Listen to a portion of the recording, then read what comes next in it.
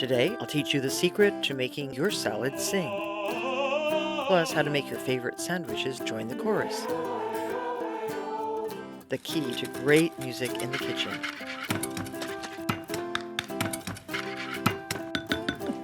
On this lesson of cooking school.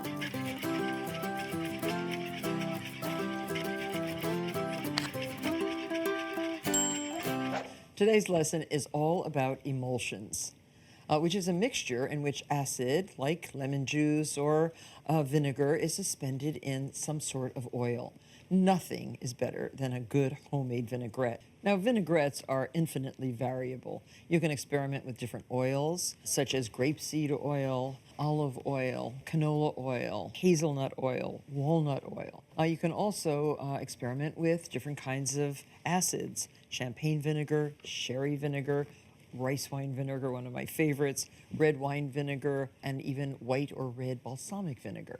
You can also add cheeses and spices and herbs, anchovies. But for such a simple preparation, it's vital to use the very, very best ingredients because there are only 5 or 6 ingredients, including salt and pepper, in a vinaigrette. You start first with the acid. And I like to put the acid right in either a salad bowl like this, if I'm going to be tossing a salad, or in a jar like this with a tight-fitting cap so you can shake it. This is the way I generally make a vinaigrette at home. I think I'll make a champagne vinegar vinaigrette today. And in your pantry, you should have a variety of good oils and a variety of good vinegars. So basically start with a tablespoon or 2 of the acid, and I'm going to start with 2 tablespoons of white champagne vinegar. And into the vinegar, I put a half a teaspoon of salt. And I like to mix that together. I like the salt to be dissolved. I remember when I was in France, the first time I ever went to France, and the waiter mixed the vinaigrette right at the table using 2 spoons like this and mixing the salt in the spoon and then putting it in the bowl. I've never forgotten that. So I always try to mix the salt into the acid. And now, this is going to be a vinaigrette to dress a lettuce salad. So I like to add a little bit of Dijon mustard. Dijon adds a very nice flavor, and about a half a tablespoon of Dijon mustard. Keep both grainy and smooth Dijon mustard on hand in the refrigerator, a very versatile addition to a lot of different dishes that you make in your kitchen. And some black pepper. I'd say, about a quarter of a teaspoon freshly ground black pepper. And because this is going to address greens that just were picked out of my garden, add 1 shallot that's been very finely minced. Shallot is a member of the onion family. It has a very nice mild taste. It'll add crunch and additional flavor to the vinaigrette. So basically, that's the acid into which we will add oil. This one is just going to be a plain olive oil vinaigrette. Now, this is where the emulsification takes place. And the general proportions, 3 parts oil, 1 part acid. So just start drizzling, and you're going to see this vinegar in the bowl become emulsified in the oil. Now, you have to do this in a steady stream, just droplet by droplet, and whisk vigorously until you see a visible thickening take place. And if you measured this, you would see that we used 2 tablespoons of vinegar, and we're going to use approximately 6 tablespoons of oil, 3 to 1. Oh, see, it's already becoming thick and creamy, and it smells really good. It's important to add this in steady, slow stream. If you dumped it all in at once, it would take a lot longer to emulsify. But you see, you don't see any separation occurring here. It is really creamy and beautiful. Little tiny bit more. And really and truly, this is a very smart way to do it, because if you do it in the salad bowl in which you're going to make your salad, you haven't made too much dressing, you don't have leftover, and you can toss your salad right here and you use up every single bit of the expensive oil and the expensive vinegar that you have invested in to make a great vinaigrette. So there it is, vinaigrette, simple vinaigrette. Now the jar method very similar in terms of ingredients, but I'll just vary it a little bit. I think I'll do a rice wine vinaigrette. Again, measure your ingredients. I'll do 3 tablespoons of rice wine vinegar. That means how many tablespoons of oil? 9. Salt, a little bit more salt this time. And rice wine vinegar has a kind of a little bit of a sweetness to it, and I enhance the sweetness with just a pinch of sugar. I think it tastes really good. Black pepper. And we'll do a grapeseed oil. Very nice, almost flavorless oil, but it really mixes nicely with the rice wine vinaigrette. We're going to measure 9 tablespoons.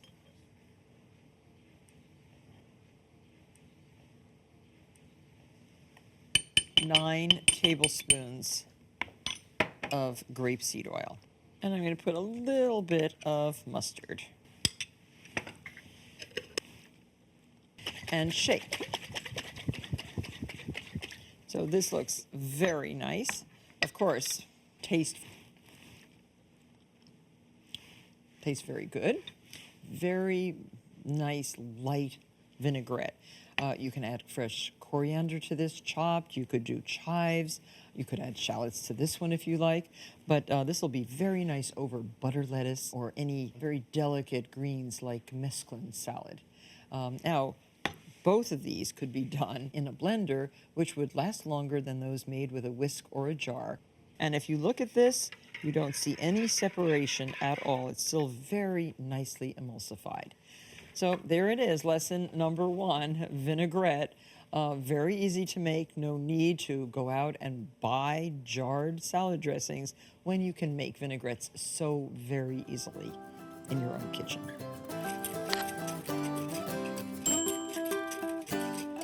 The 4 most popular creamy salad dressings in America are Green Goddess, Cucumber Ranch, Buttermilk Herb, and blue cheese. And these dressings never seem to go out of style, but that doesn't mean that you shouldn't tailor them for modern palates. Make them a little bit lighter, a little less caloric would be good.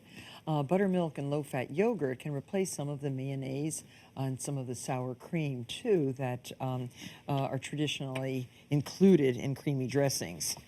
Even heavy cream is included sometimes, which I try to avoid in salad dressings. So you'll need some lemon juice, some low-fat Greek-style yogurt, a little bit of mayonnaise, and buttermilk.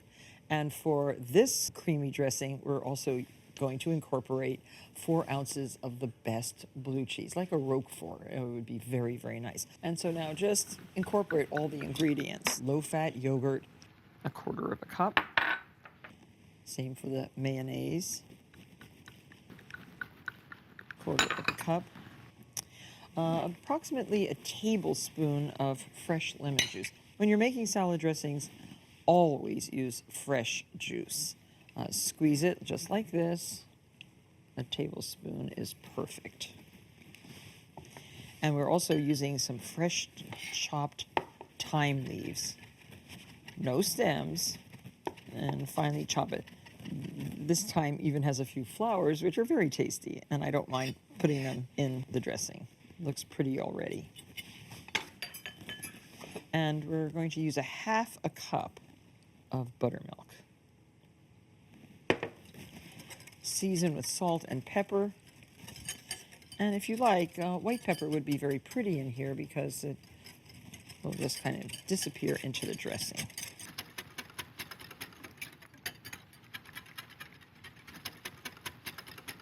Now, I like my dressing with crumbles of blue cheese in it. I like it creamy with lumps. You might find that you want to make it very, very creamy. You can do that with a whisk. Just keep whisking in the cheese, and it will become creamier and creamier. But use approximately 4 ounces of blue cheese. And I just like to crumble it right in to the dressing. And if it gets too creamy, add a little bit more buttermilk. Now, this is served over wedges of iceberg lettuce. It's also very good poured over thickly sliced tomatoes.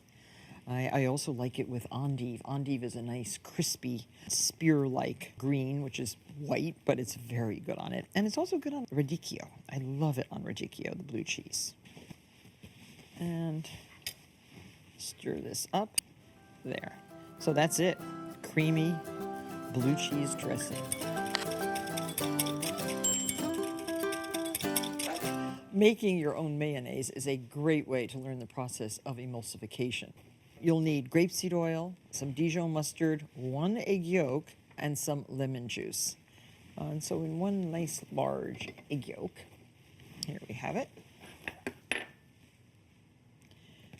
Reserve the egg white, and all the ingredients for making mayonnaise should be room temperature. So we have 1 egg yolk, 1 teaspoon of Dijon mustard. Together, the egg yolk, the mustard, and 1 teaspoon of lemon juice, fresh lemon juice, just a teaspoon, is our liquid into which we are going to mix our oil. And that will be our emulsification. Really, emulsifying is really combining 2 liquids, or in this case, egg yolk and mustard and liquid, with another liquid, in this case, oil, so that there is a suspension. And the egg yolk provides both some liquid, which holds the oil droplets in suspension, and acts as an emulsifier containing lecithin. Now, I have secured my bowl on the counter with a damp towel, just spiraled like this. It really gives a good sturdy base. And we're going to add 1 cup of oil. And I'm using grapeseed oil, a nice stable flavorless oil, which will make a very tasty mayonnaise. And drop by drop, notice what I'm doing, just whisk constantly while you create your emulsion. And don't rush this process. It's already thickening nicely. That egg yolk must have a lot of emulsifier in it. And you can adjust the seasoning. You can add a little bit more lemon juice if you find the need for it at the end. And of course, also salt and pepper. And we are creating a very pretty mayonnaise. Don't get tired. Good arm exercise. You can do this in a blender, in a food processor, or, and I'm going to show you how fast it is, with a handheld immersion blender. Now you can see that it is really emulsified. Look, silky, smooth, looks just like mayonnaise. Now, to rescue broken mayonnaise, in case it does separate, you can start with a fresh egg yolk and carefully work the broken sauce into yet another egg yolk. Your egg yolk may have been too small, or you may have not paid attention while you were adding the oil. Things can go wrong, but it will generally come back together with the addition of yet another egg yolk. Very nice. Now taste it. Definitely needs a little bit of salt, 1/4 teaspoon, and a little bit, because we're going to use this on a BLT, I added a little bit of white pepper.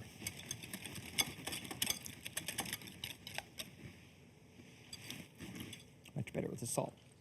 Now, if it has to be thin, if it's too thick, you can add just a tiny, tiny bit of water, room temperature water. So there you have a very nice homemade mayonnaise. And you can keep this, I would say, maybe up to 5 or 6 days in the refrigerator.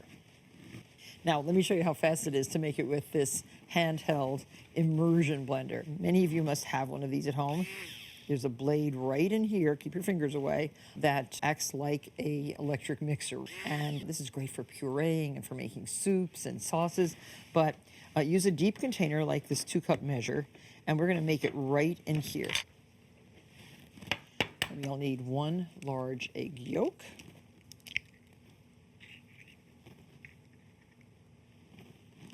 Use the best, freshest eggs, of course. And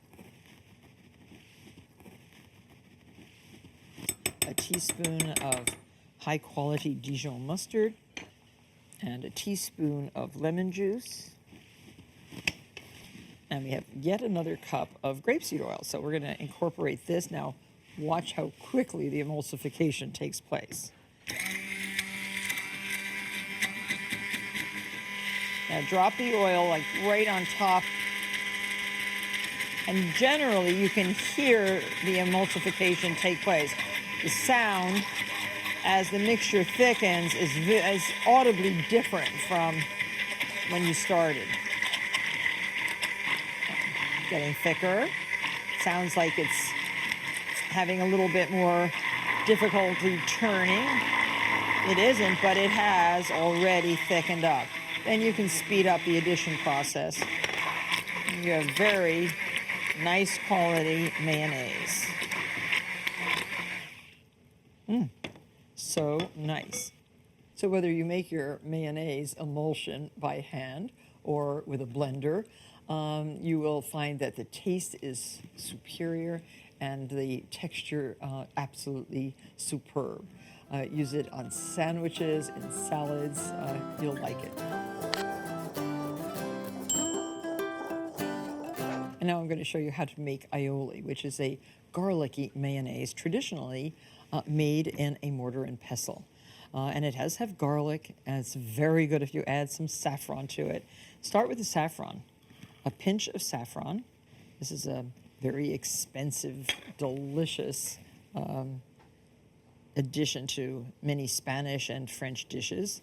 And the only way you're going to get the color out of the saffron is to mix it with a liquid like water. And you see it's starting to turn the water a nice sort of saffron orange color. So let that sit in a teaspoon of warm water.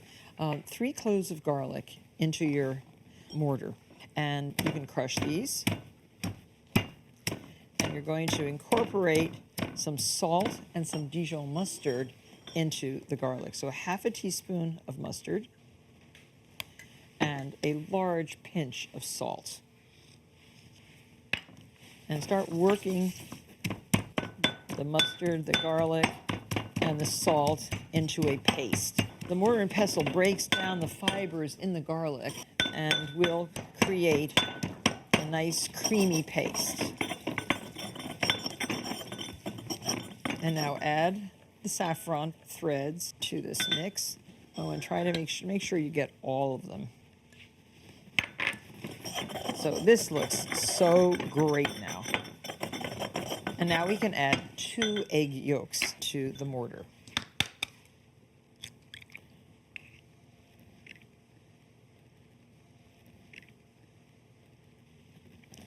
One, 2. Break up the egg yolks. And now it's time to incorporate the oil into the egg yolk and garlic. And you need 1 cup olive oil. Okay, now this is the emulsification process. You have to add this very slowly, drop by drop. And I hope you're ambidextrous because it helps if you are. It smells so fantastic. Aioli can also be served with fish stew, the bouillabaisse, with snails, with lobster. It can also be served as a sauce for hot or cold vegetables, on steak sandwiches. And it's also very, very good, believe it or not, as a dip for fried potatoes. It is definitely thickening up, emulsifying, and looking beautiful. The threads of saffron, very pretty. But notice the thin stream in which I'm adding the oil. If you get impatient, take a rest. Because if you dump that all in, it may break. If you haven't done your arm exercises today, this is a very good thing to do.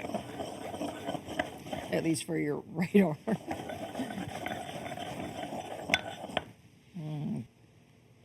Beautiful, beautiful. Give it a little taste. Very good. Okay, I think it is done, and it is perfect. Sometimes the old by hand method works the best. So scrape off your pestle. And you can now put this in your serving bowl or little cups to put at each place, depending on what you're serving. But boy, that looks utterly delicious. Taste for seasoning. I think I could use a tiny bit more salt. And you have very, very nice aioli, another emulsion. Now, what to do with all your emulsions? Well, for the aioli, this would be a good thing, a nice dish. Not too much, it's very rich, by the way. A nice dish on a plate of sauteed fish and oven roasted potatoes. What a delicious plate that is. And what about the mayonnaise? Well, I love BLTs, especially when I can go out and pick a tomato from my garden and slice it, cook up some bacon, pick some lettuce, basil, and create a delicious BLT. Butter your toast, put on some crispy lettuce. I like romaine or even iceberg, but romaine is nice because it has a great color. And then a couple slices of garden ripe tomato and some basil. Basil leaves are so good in a sandwich. I think people don't realize that basil doesn't have to be just in pesto or in pasta. Very, very tasty. Oh, and don't forget some salt and pepper on your tomato. And then a big helping of that rich, delicious mayonnaise that you've just made. Oh, don't forget the bacon. I think 2 pieces of bacon. And there is a spectacular BLT. Pretty delicious. And then, oh, the iceberg lettuce with creamy blue cheese. Here we have a wedge right here. Pour your creamy blue cheese right over the top and be generous with the blue cheese dressing. I love it served like this. You could also put a couple slices of tomato right on the plate and freshly ground black pepper. And your salad. If you've washed your salad very, very well and spun it dry, make sure it is really dry, because dry salad greens and cold and crispy are essential when making a good salad. I wash mine very well in this deep water in the sink. I make sure that every leaf is pristine, and I just put all the salad in a bowl lined with a flour sack towel like this, put it like this in the refrigerator to chill until dinner time. You can also cover it with a piece of plastic wrap to prevent any wilting whatsoever, and then put it right on top of the dressing like this. If the salad is wet, it will not take the dressing. If the leaves are too big, tear. And the quickest way to ruin a good salad is to add too much dressing or dressing it way too long before serving.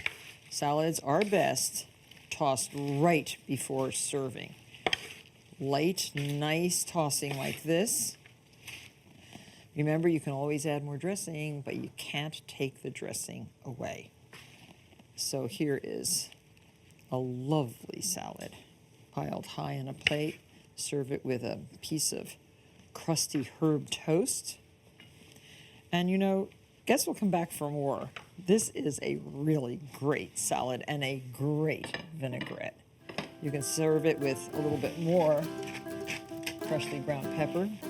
Well, now that you've learned the science behind emulsification and have seen how simple the emulsions are to make, you should really try these wonderful recipes at your home. Thanks for watching this episode of Martha's Cooking School. I'll see you for our next lesson. Enjoy.